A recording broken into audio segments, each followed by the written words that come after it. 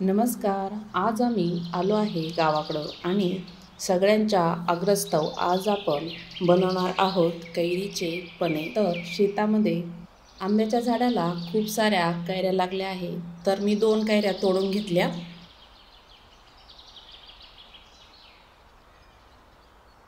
शेतामध्ये मांडली आहे आपण चूल. साधीच चूल आहे. इटकाऱ्या आणल्या आम्ही तिथून. प्रज्ञा मला मदत करत होती. प्रज्ञाने भांड्याची जमवाजमव केली आहे.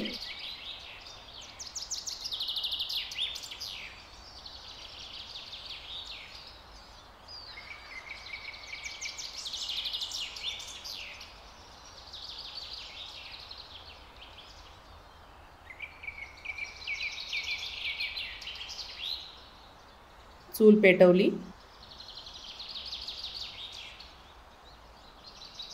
चुलीवर पातेले ठेवले आहे. पातेल्यामध्ये पाणी टाकून घ्यायचं आहे आपल्याला.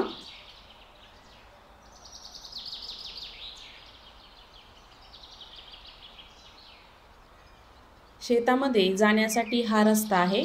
सगळे जात येत होते. जाता येताना सर्व बघत होते काय करत आहे म्हणून. कैऱ्या आपल्याला धुवून घ्यायच्या आहे. कैऱ्यांना चिक आहे, त्यामुळे स्वच्छ अशा धुवून घ्यायच्या. धुतलेल्या कैऱ्या पातेल्यामध्ये आपण ठेवूया. टाकून घ्यायच्या आहे त्या. झाकण ठेवायचं. चूल आपली छान पेटली आहे. काड्या पुढं करायच्या.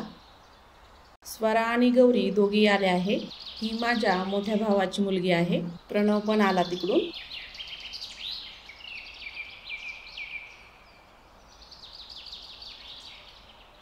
चुलीमध्ये छान असा जाळ लागला. आंब्याचं छोटंच झाड आहे, पण कैऱ्या खूप लगबगीनं त्याला लागल्या आहे.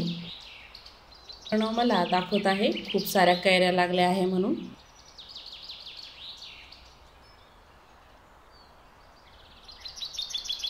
स्वराचे लक्ष चुलीकडे आहे. त्यामध्ये काय बनवत आहे ती बघत आहे. वैष्णवी आणि स्नेहल सुद्धा येत आहे बघण्यासाठी. गावाकडं निसर्गरम्य वातावरण असतं. खूप फ्रेश वाटतं.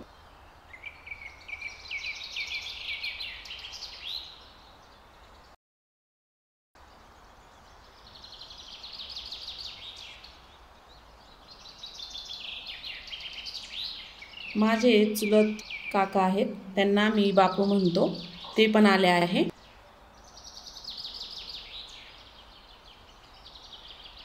गावाकडे अशा वातावरणात रेसिपी बनवायला खूप चांगले वाटते.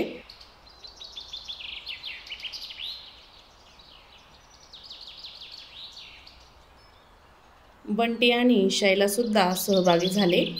काकू सुद्धा आले आहे. प्रज्ञा मला काड्या आणून देत होती चूल पेटवण्यासाठी. स्वराची धडपड बघू शकता. काड्या आणत आहे. माझे लहाने काकाही आले आहे, त्यांना मी तात्या म्हणतो. सगळे गप्पा गोष्टीमध्ये मग्न आहेत. बघूया कैरी चांगली वाफवली आहे की नाही ते. अजून 5 मिनिटं होऊ द्यावं लागेल. चुलीला छान जाळ लागला आहे. परत झाकण ठेवूया.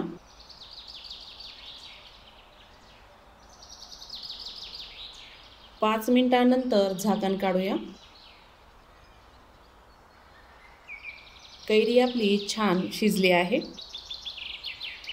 कैरी आणि पाणी एका जाळीमध्ये काढून घ्यायचं आहे. कैरी आपण थोडीशी थंड होऊ देऊया. कैरी थंड होऊ द्यायची आहे. आमची आत्या शेतामध्ये काम उरकून घरी चालल्या आहे. शेतामध्ये त्या कांदे काढायला गेल्या होत्या. त्या आम्हाला विचारत होत्या काय करत आहेत. कैरी आता थंड झाली आहे. चमच्याने आपण कैरी मधला गर काढून घ्यायचा आहे. कैरी थोडीशी गरमच आहे. चमच्याने कैरीचा गर काढून घ्यायचा आहे आपल्याला. त्यामधली कोय पण काढून घ्यायची.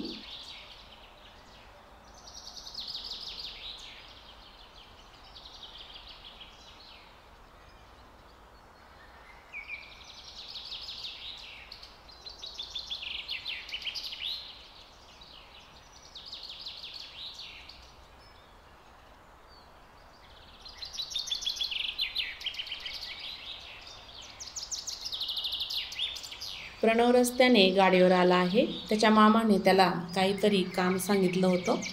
तो चालला होता तिकडं. गावाकडे आल्यावर प्रणवची खूप मज्जा असते. गाडी चालवायला भेटते मोकळ्या मनाने.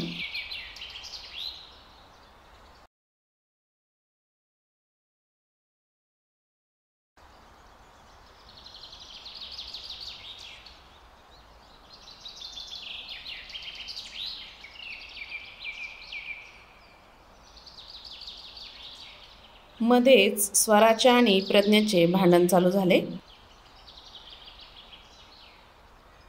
सगळ्यांना उत्सुकता लागली आहे कैरीचे पणे कसे झाले आहे ते पाहण्यासाठी.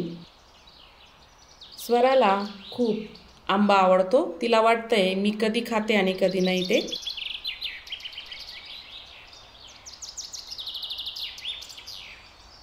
स्वराला वाट पाहण्यात काही रस नाहीये. लगेचच द्या म्हणते ती खायला. सहजच मी रेसिपी करायला घेतली होती. कुठलीच पूर्वतयारी केली नाही.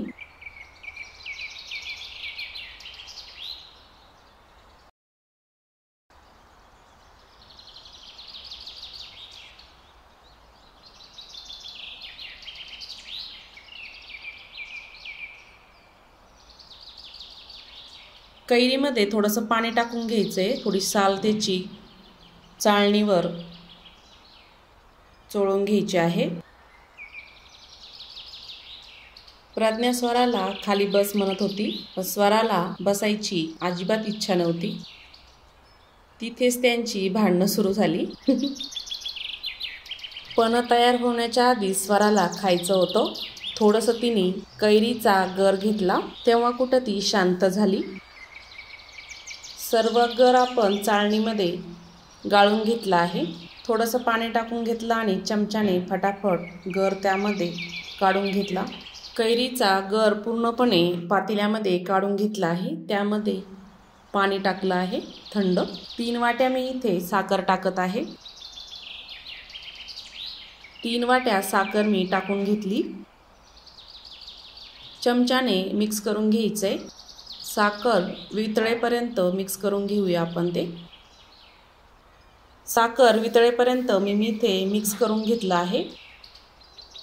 तयार झाले आहे कैरीचे पणे.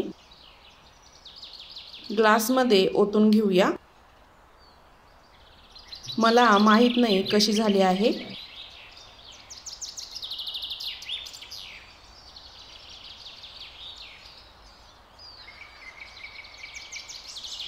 सर्वांना ग्लास पास होत आहे.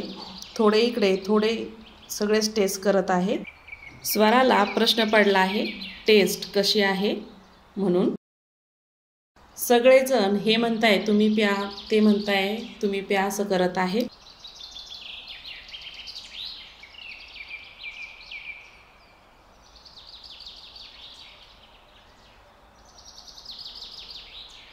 प्रणव सुद्धा बंटी मामाला ग्लास पास करत आहे.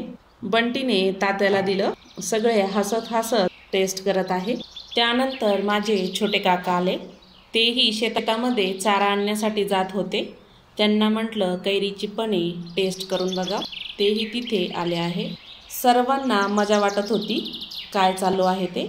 अशा प्रकारे आम्ही सगळ्यांनी टेस्ट करून झाले आहे. काहींना हा प्रकार नवीन वाटत होता. तर आजचा ब्लॉग इथेच समाप्त झाला आहे.